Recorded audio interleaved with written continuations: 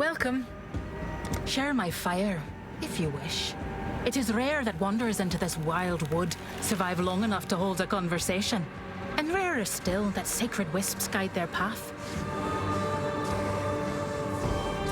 I can teach you, if you are so inclined. Sacred wisps have chosen to light your way. Who am I to disagree with the Dreocht?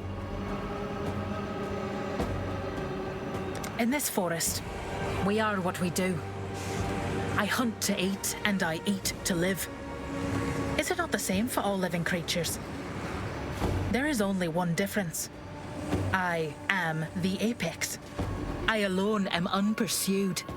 Even the King in the Mists has hunters, like the Breaker of old, so the Warden of Eves, with their human egos and inflated sense of importance.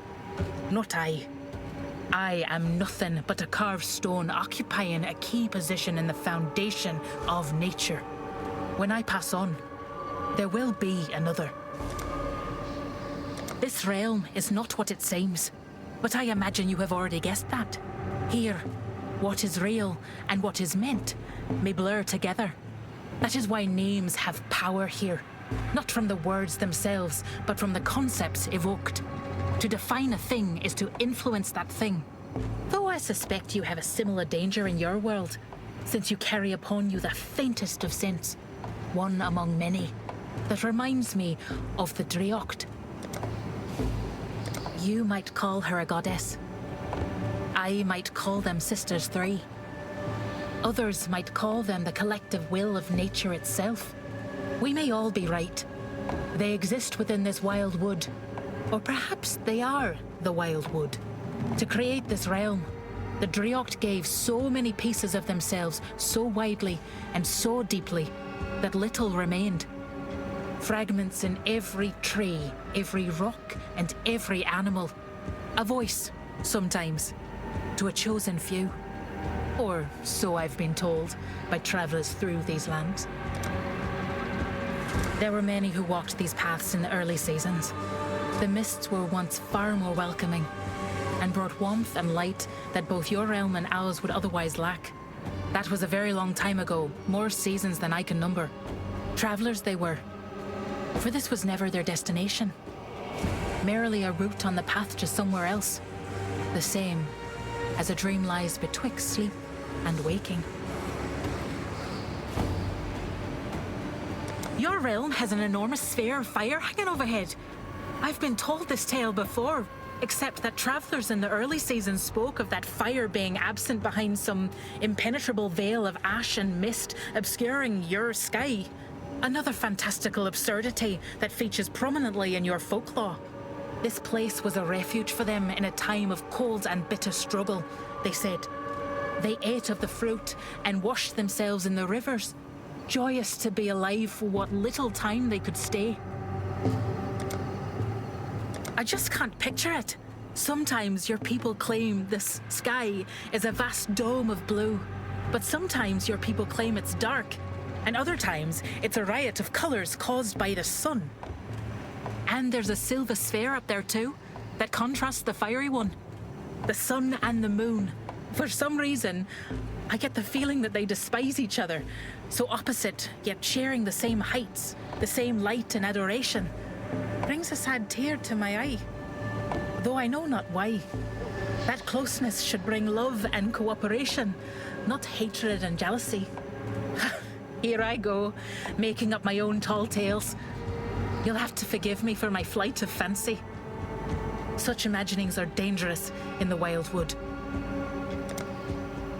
It was so long ago now. The memories are hazy, much like the mists I first remember. I have always run this forest, even before there were paths. I may have even forged many of those paths myself, with repeated footfalls over the timeless cycle of seasons. The forest was young then, and so was I. There were far more of the Magi too, if you've met any of them. In some ways, this realm was lovingly crafted for them by the Dreocht. In some ways, the Magi built this realm for the Dreocht out of loving devotion. It might be that devotion that drew the King in the Mists here. Belief is the only power in all of creation that can make real that which is not. I have no quarrel with him. He gives me a very wide berth, and I don't hunt him down, purely because it's not my place to interfere. He and the Magi have fought over this realm for countless seasons. I think neither side knows the pain of the other.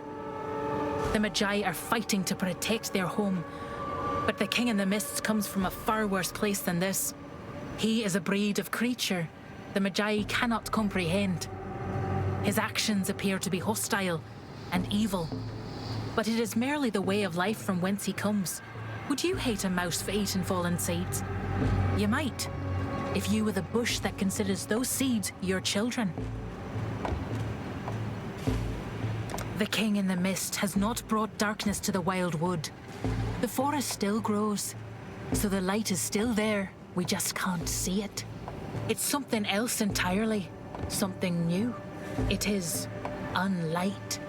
He seeks to change the nature of this place so that more like him may escape their state of dreamlike nothingness.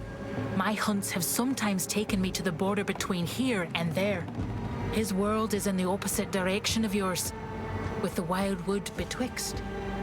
The realm from whence he hails is one of silhouettes, the barely seen rear of the stage upon which the play of life conducts itself, with nary a thought for the shadows cast. It is the realm of the nameless, those things which not only have no name, but which cannot be. Theirs is a perspective of endless agony and sorrow. They cannot have children in the violet unlight of that realm, and thus their progeny are consigned to the same fate of nameless non-existence. Their numbers grow without end, comprising all the things that can never be, and the quiet roar of silence becomes more and more deafening as they clamour in fear and pain for release. My heart goes out to them, but there is nothing anyone can do. If I could name them, I would. But how do I name something I can't think of? The Nameless were brought here long ago, when a traveller accidentally named the Porcelain Queen, causing her to become real. Her kingdom in your world is gone now. I know not how or why, but a few of her shadow children escaped back into the wild wood, and then multiplied in number through the march of seasons. They lament eternal, sorrow without end, a pain they carried from their existence before, now made all the sharper by the loss of their mother. I give them mercy when I can, like I would for any other wounded animal. The King in the Mists was not the first to escape the realm of nameless nothingness. A great many seasons ago, a curious young man walked the wild wood on his journey elsewhere. He stopped at a waterfall and engaged in a flight of fancy, naming creatures that he imagined might exist unseen among the trees. He just so happened to picture a powerful mother from their shadow realm, and he foolishly gave her a name. It is not the Porcelain Queen, mind you. That's just a title, a few safe words to refer to her in a roundabout manner. The traveller moved on, but she emerged and brought her countless children with her. That young man was nobody important, and he surely died long ago. But his idle imaginings and his casual naming led to a tale of untold tragedy and pain that is still playing out even now. When the denizens of the wildwood tell you not to use true names, they mean it. This was supposed to be a sacred realm of peace and prosperity for the Magi, and then too, for the rest of their people from your world. The wildwood was meant to be a gift. A subtle sorrow creeps upon my heart when I think about what this place was supposed to be, but never achieved. Perhaps the Dreocht gave too much of themselves, or perhaps nature simply has a way of growing and changing beyond anyone's control. It is still possible that the Magi recover in numbers and strength and reclaim the forest. But if they don't, such is the cycle of life and death. It is not my place to interfere. You know Einhar. He was actually the first person I ever met. My earliest memory is of running alongside him on a hunt, though I know not when it began, or from whence we hailed. like waking from a dream and falling into one, both. And you know what else? He somehow knew my name. My real name, that I've never told anyone. He said he loved me. And I knew he meant it, all things considered. It's a treasure of a first memory to have. She does what she believes is best. That is the only true path for an individual that possesses free will. That's the heart of the wild wood, laid plain. Free will.